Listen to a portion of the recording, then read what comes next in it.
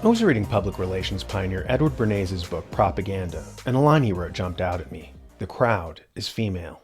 This was expressed after discussing French social scientist Gustave Le Bon's 1896 book, The Crowd, where he gave the world its first textbook on mass psychology. Bernays threw in his 2 cents, asserting that the crowd is female. As a marketing expert, he was right. Women to this day, 100 years later, still do most of the shopping. It bears repeating that women are the top marketing opportunity in today's economy. They make 85% of all consumer purchasing decisions and account for $7 trillion in consumer and business spending. Of course, Bernays' claim to fame is that he used mass media to convince women to smoke. He was given a contract by the tobacco lobby to try to market cigarettes to women so that they could double their profits. Bernays marketed cigarettes to them as symbols of freedom, independence, glamour. He hired actresses to smoke. He pulled public relations stunts where flappers pulled out their cigarettes in defiance of the patriarchy. In summation, he tricked them into being good consumers and hornswoggled millions into getting cancer. But he did so understanding mass psychology and getting the fact that fundamentally the crowd is female. The political class conceives of the crowd as male. They imagine mobs with pitchforks and torches, but it's not. In fact, it's female, like Hitler's audiences. They were overwhelmingly female. Likewise, Beatle concerts were overwhelmingly female. Men are lone wolves. They typically don't like crowds or going to civic functions. It's axiomatic that church attendance is dominated by women. People who start book clubs and stuff are overwhelmingly female. The so-called New Right has a female problem, with people like Nick Fuentes famously saying that women should stay out of politics. Okay, you're not married. Right.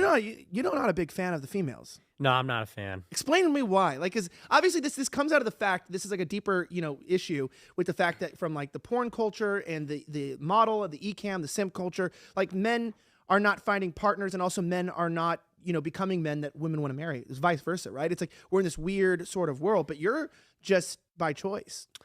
Yeah, well, I feel like I am sort of the real inheritor of the legacy of, great geniuses, philosophers. I point this out on my show often. When you think about like Aristotle, Thomas Aquinas, Schopenhauer, they all had a very specific take on women, which is that they're sort of like the inferior gender. And I point this out on my show. If you believe in the Bible, if you're a Christian, in the story of creation, man is created in the image of God. Woman is made from man's rib. And so when you think about it this way, the genesis of a woman is really from a piece of man. So how can a woman have comparable faculties or superior faculties really in any way to a man if she's made from a man's rib? So, I'm basically just against this whole, some people say they're against feminism or third wave feminism. I'm against this whole feminized society. I'm against, because we really live in a thoroughly feminist world order. And I reject the whole thing. People say patriarchy, this and that. I'm probably even more extreme than that. I just want to return to, the old world, the old way of doing things. There's also people like Stefan Molyneux, whose rants have been said to sometimes tip over into misogyny. Women who choose the assholes will f***ing end this race.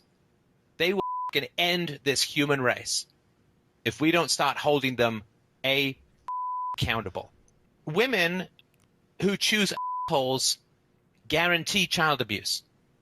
Women who choose guarantee criminality, sociopathy, politicians. All the cold-hearted jerks who run the world came out of the vaginas of women who married assholes. Jordan Peterson likewise markets to young males. Even Joe Rogan, who's not on the right, exists as a safety valve to channel young men away from a consciousness of themselves as a group and to get them to watch sports and smoke weed, neutralize them as a political force. By ignoring women, all these people are missing the mark. As a social force, women are of inestimable value. Get the women, and you will get the men. Just ask the serpent in the Garden of Eden. The oligarchs understand this, which is why it was women who drove social compliance during the most recent crisis. See, white liberal women were most gullible in getting jabbed for COVID, research finds. By the time the third and now fourth injections for Wuhan coronavirus, COVID-19, came around, most men, Hispanics, and blacks had already figured out the scam and said, "No way, Jose." Most college-indoctrinated white women, though, were eager to get triple injected, a new poll has found. It was women who bullied people into compliance, women who drove the mobilization of the new normal, women who indoctrinated the children. Any movement that doesn't understand the critical importance of women as a social force is doomed to failure, which is why certain elements within the new right are being encouraged to shoot themselves in the foot by taking an almost misogynistic stance. Kind of like how the oligarchs try to divide black from white, rich from poor, Catholic from Protestant. Likewise, they love movements which drive genders apart, like feminism teaching women to spurn men, or the new Men Going Their Own Way movement, which is teaching young men to act like the He-Man Woman Haters Club from the Little Rascals. The meeting is now in order.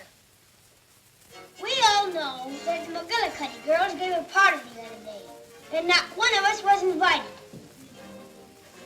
Now, what do you say if we form a new club and call it the He-Man Woman Haters Club? Now, I think we ought to have a president. Now, the man we elect must be the worst woman hater of us all. So I nominate Alfalfa because he hates women.